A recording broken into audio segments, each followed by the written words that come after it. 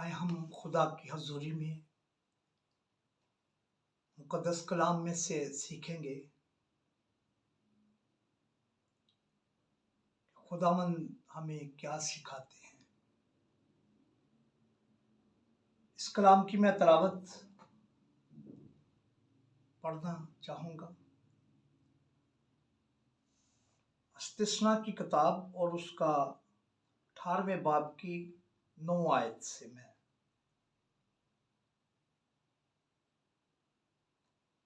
9 से 13 तक पढ़ेंगे। ये शरीयत की किताब है। आए हम इससे कुछ सीखेंगे कि खुदा हमें क्या सिखाना चाहते हैं।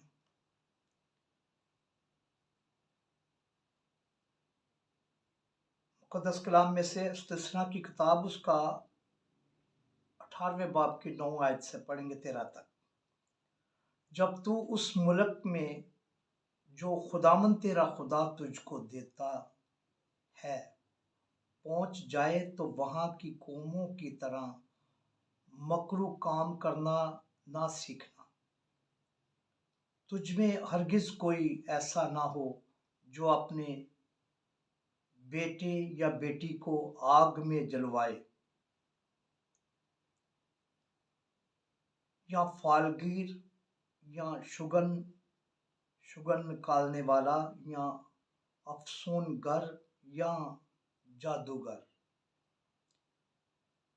या मंत्री या जन्नात का आशना यार माल या साहर हो, क्योंकि वो सब जो ऐसे काम करते हैं खुदावंद के नज़दीक मकरू हैं और उन्हीं मकरूआत के सबब से खुदावंद तेरा खुदा उनको तेरे सामने से निकालने पर है। तो खुदावंद अपने खुदा के हजूर कामल रहना। खुदावंद के जिंदा कलाम के पढ़े और सुने जाने पर खुदावंद की बरकत हो। खुदा का शुक्र हो। आज के कलाम के लिए हम सीखेंगे, एक और हवाला देखेंगे हम, फिर इसके ऊपर हम बात करेंगे। खुदा जैसा हमें गाइड करे, खुदावंद के शुक्रगुजार हैं।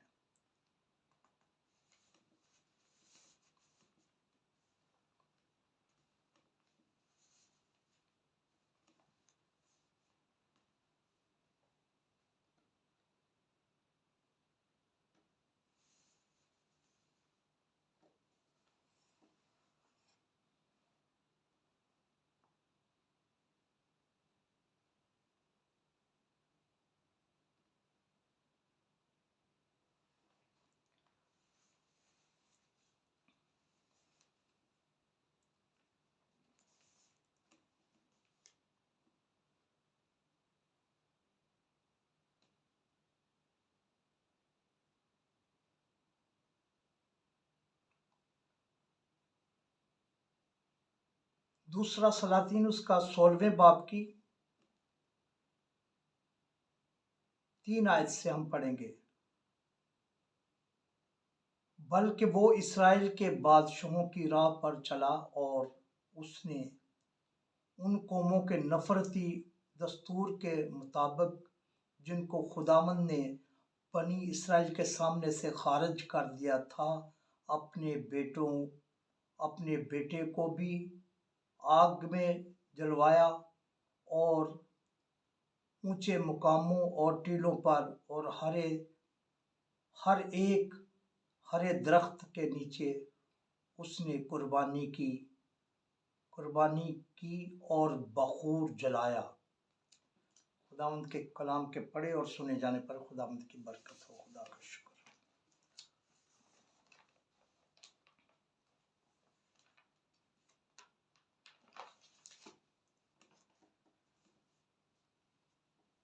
जब हम एक और हवाला पढ़ लेंगे तब इस पे बात करेंगे हम।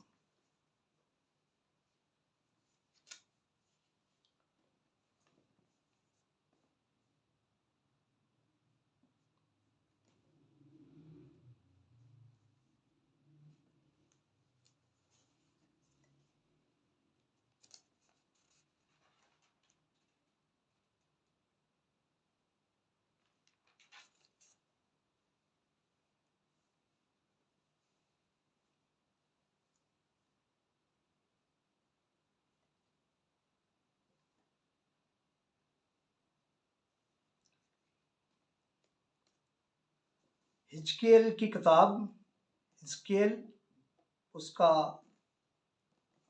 16वां बाब और उसकी 20 आयत से हम पढ़ेंगे। और तूने अपने बेटों और अपनी बेटियों को, जिनको तूने मेरे लिए जन्म दिया, लेकर उनके आगे कुर्बान किया ताकि वो उनको खा जाएं।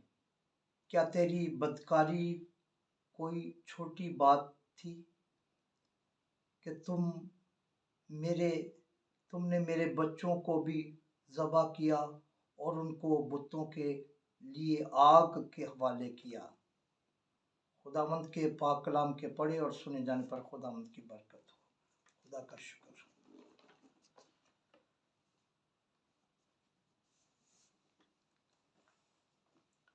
अजीजों, ये जो हवालाजात मैंने पढ़े हैं, मैं खुदा का शुक्र करता हूँ इस कलाम के लिए जो आज मुझे खुदा ने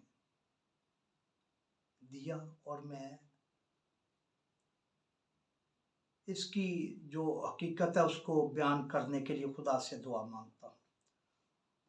खुदाए अजीम, खुदाए रब्बुल फ़वाज कायनात के खुदा, मैं तेरी हजूरी में झुक जाता हूँ, तुझे सिजदा करता हूँ, तेरी तारीफ, तेरी हमद, तेरी सताइश करता हूँ, और इस कलाम के लिए अकलदनाई फ़हम की दुआ मांगता हूँ, और सुनने वालों के लिए भी प्यारे खुदावंद तेरी बरकत को चाहता हूँ, तेरे कलाम की कुव्वत को मांगता हूँ, ताकि तेरे कलाम पर अमल करके, सोच कर, फिक्र करके खुदावंद अपनी ज़िंदगियों को तब्दील करें, ताकि हमारी ज़िंदगी खुदावंद यीशु मसीह के कलाम के मुताबिक हों।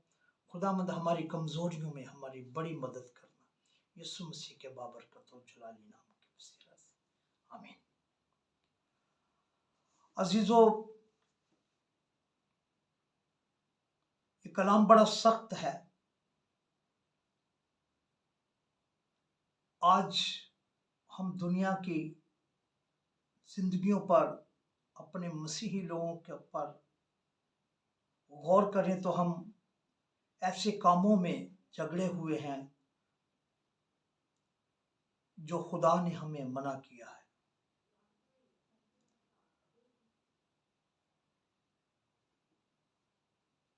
शरीयत की किताब हमें सिखाती है कि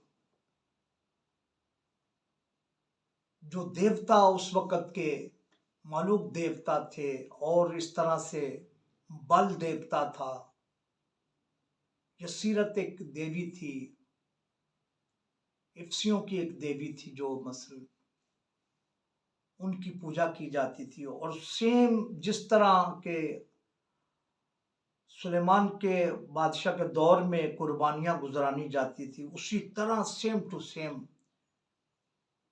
उस वक़्त उस दौर में ऐसा उस दुनिया के अंदर सारे सिस्टम थे कि लोग कुर्बानियां करते थे, कुर्बानियों के साथ अपने बच्चों की कुर्बानी करते थे। ये बहुत मुश्किल बात है, और जो खुदा ने हमें सिखाया है, जो हम फालगिर को देखते हैं, जो फाले निकालते हैं या शुगन निकालते हैं, या जादूगर, जादूगरनी, मंत्र पढ़ने वाले, ये सारे मकरूआत काम है, नापाक काम है जो वो करते हैं। ये हमें खुदा ने इस कलाम के वसीला से मना किया है। आज बेशुमार हमारे लोग भी इसी काम पे लगे, यहाँ तक कि खादम लोग भी, उन्होंने एक आसान रास्ता ढूंढ लिया है। कुछ इल्म पढ़ते हैं और लोगों को शिफा होती है, और बेशुमार ऐसे लोग, आम लोग तो छोड़ दें, खादम का भी जब हम सुनते हैं तो बड़ा अफसोस होता है कि हमारे खादमो दीन जो खुदा की खिदमत करते हैं, उनमें भी ऐसे लोग पाए जाते हैं। उनको परखना चाहिए। जब आपके घरों में आते हैं तो आप ज़रूर उनको परखें। रूहों को परखा जाता है कि क्या खुदा की तरफ से है, या कि ये अपनी मर्जी से खुदा के कलाम को आप तक लेकर आ रहे हैं। जब तक खुदा मदद ना करे, खादम बन नहीं सकता। खादम बनने के लिए अपने आप को मारना पड़ता है, अपनी ख्वाहिशात को मारना पड़ता है, अपने वक्त को निकालना पड़ता है, अपने लोगों के लिए दुआ में ठहरना पड़ता है। लेकिन हम देखते हैं कि सुनते भी हैं, देखते भी हैं कि ऐसे लोग जिन्होंने खुदा की खिदमत में, कलाम की खिदमत में हैं और इल्म भी सीखते हैं साथ में और उसका भी इस्तेमाल करते हैं। खुदारा ये काम मकरूह काम है। खुदा ने सख्ती से मना किया है कि ऐसे लोग मेरे लोग नहीं, मैं उनसे बदला लूंगा अगर मेरे लोगों को ऐसा।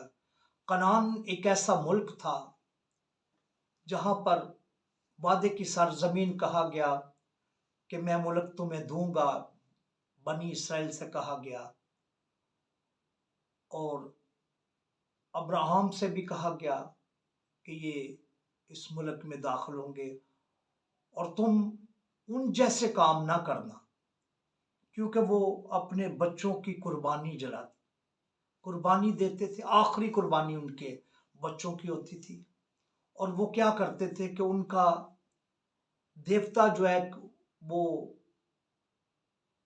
पीतल का बना होता था और उसके वो नीचे 24 घंटे आग जलती थी। कनान के अंदर वो बुत परस्ती की जाती थी, जिसमें बने हुए थे हिस्से। पहले हिस्से में मैदा, दूसरे में आप कबूतर लेके जा सकते हो, मेंढे लेके जा सकते हो, बैल लेके जा सकते हो। इस तरह से 7 हिस्से हैं उसके।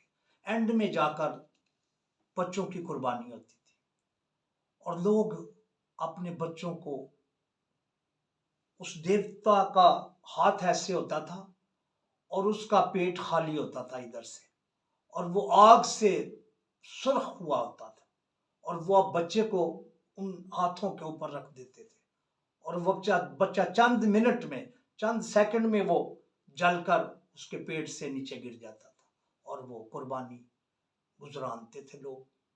बनी इसराइल के लोग भी उसी रास्ते पर चल पड़े थे। इसलिए खुदा ने मना किया था कि उन जैसे काम ना करना। और वो अपने देवताओं को खुश करते थे।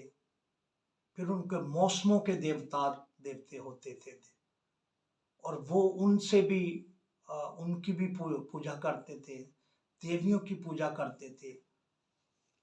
तो इस तरह से बनी इसराइल को ये मना किया गया, बल्कि ये हमें भी मना किया गया, क्योंकि वहाँ जादूगर भी, जादूगरनी सब थे और वो मंदिरों में बेशुमार ऐसे फाशा काम करते थे कनान के लोग, कि जिनसे खुदा ने कहा इनसे दूर रहना, तुमने इन जैसे काम ना करना।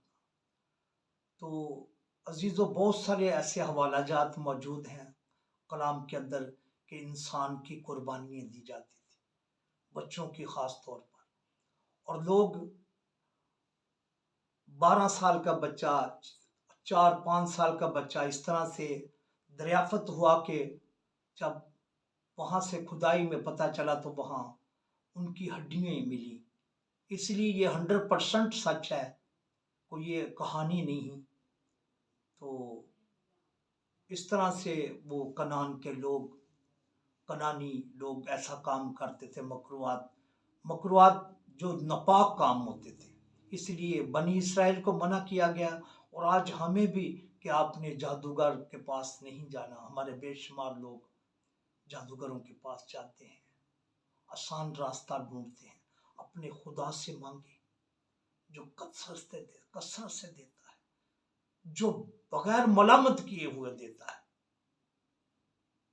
अपने खुदा से मिन्नत करें, वो आपकी हर जरूरत पूरी करेगा। वो आपको सब कुछ देने की कुदरत रखता है, उसके घर में कुछ कमी नहीं। आप मांग कर तो देखो। वो कहते हैं मांगो तो तुम्हें दिया जाएगा, ढूंढोगे तो पाओगे, खटखटाओ तो तुम्हारे वास्ते दरवाजा खोला जाएगा। आप जितने भी मुश्किल में हैं, अपने खुदा के कदमों में आ जाए और वो आपको जो आपकी तमन्ना है वो आपकी पूरी करेगा। लेकिन पहले उसकी रास्तबाजी की तलाश करें, उसके कलाम को लोगों तक पहुंचाएं। ये कलाम मैं उम्मीद रखता हूँ कि आप सुनने के बाद अगर कोई ऐसा शख्स है जो जादूगर या कोई ऐसा फाल निकालने वाला, तो दारा ये काम छोड़ दें। ये आपको हलाकत की तरफ लेके जाएगा और इससे आप बच नहीं सकते। आपको कोई बचा नहीं सकता, क्योंकि खुदा ने बरकतें भी रखी हैं और लानतें भी रखी हैं इंसान के लिए, और इंसान खुद ही लानतें कमाता है। खुदा उसे लानत की तरफ जाने के लिए मना करता है। और आज हम बेशुमार लोग आसान रास्ते ढूंढते हैं, हमारा काम जल्दी हो जाएगा, लेकिन हमारा काम वो हलाकत की तरफ हमें लेके जाता है। और हम सोचते नहीं कि हमारे मुल्क में हम कितनी मुश्किल में हैं। अपने मुल्क के लिए दुआ किया करें, अपनी कौम के लिए, अपने नौजवानों के लिए दुआ किया करें, ताकि हमारे नौजवान कलाम पर अमल कर सकें, कलाम को सीख सकें, कलाम की सच्चाइयों से वाकिफ हो सकें। और आज का कलाम में उन लोगों के लिए जो इन कामों के अंदर कसरत से घुसे हुए हैं, कसरत से इस काम को करते हैं, उधारा इस काम को छोड़ दें। इसमें हलाकत ही हलाकत है। खानदान, क्योंकि खुदावंद ने कहा है मैं 4 पुश्तों तक, बल्कि 7 पुश्तों का भी जिक्र है कि मैं इस बदकारी का बदला लूंगा तुम्हारे से। तो अपने घराने के लिए बरकत का बायस बने, लानत का बायस ना बने, और ये ऐसे काम मकरू ना करें जो हमारी जिंदगी के लिए, हमारी तबाही के लिए हो। और हम इससे बचने की कोशिश करें, अपने लोगों को बचाएं। और बेशुमार मैं देखता हूँ मीडिया पर, फेसबुक पर और यूट्यूब पर लोग सीखते हैं इल्म। आप इल्म को ना सीखें, आपकी तबाही हो जाएगी, बर्बादी हो जाएगी, आपके खानदानों की। पुराने जमाने में ऐसे ऐसे मकरू लोग काम करते थे। लोग अपने घरों की दीवारों के अंदर अपने बच्चों को ज़बह करके दीवारें बनाते थे, ताकि हमारा घर महफूज रहे। इतना खौफ था उनके आगे, इतने खौफ में वो जिंदगी गुजारते थे कि अपने बच्चों की कुर्बानी अपने घरों के बुनियादों के नीचे रखते थे। और एक सियालकोट में भी एक ऐसा कला है जो जिसकी हिस्ट्री है कि किसी इंसान को उन्होंने काट के उसकी बुनियादों का नीचे रखा, ताकि किला मजबूत रहे। खानदान के लोग ऐसा करते थे, अपने बच्चों की कुर्बानी गुजरानते, ताकि पूरा खानदान महफूज रह सके। लेकिन खानदान महफूज खुदा के वसीला से रह सकता है, खुदा के नाम के वसीला से रह सकता है, उसके बेटे के पाक लहू के वसीला से रह सकता है। उसके बेटे का लहू अपने आप पर मांगे। यहोवा पाक खुदा आपको तौफीक बख्शे और यीशु मसीह के कफ़ारे को आप कबूल करें, ताकि हमेशा की ज़िंदगी के वारिस बन सके। और ऐसे मकरूहात काम जो इल्म वाले हैं ना सीखें, जादूगरी ना सीखें, क्योंकि ये हमारी ज़िंदगी को, हमारे ख़ानदान को तबाही के धराने पर ले आएगी। और हम कोशिश करें कि हम कोशिश तो कर सकते हैं कि अपने लोगों को समझाएं, अपने लोगों के लिए कलाम के वसीला से उनकी रहनुमाई करें, ताकि हम इन मकरू कामों से बच सकें और हमेशा की ज़िंदगी खुदावंद के चरणों में है, यीशु मसीह के कफ़ारे में है। उसके लहू बहाने से हमें निजात मिली है, और ये कलाम उसका हमें सिखाता है कि हम उसके पैरोकार बन जाएं और उसको अपनी ज़िंदगी में ले लें। वो हमारी निजात का बानी है, वो हमारी जानों का लंगर है, हमारे छुपने की जगह है, हमारी मजबूत चट्टान, डाल और सिपर है।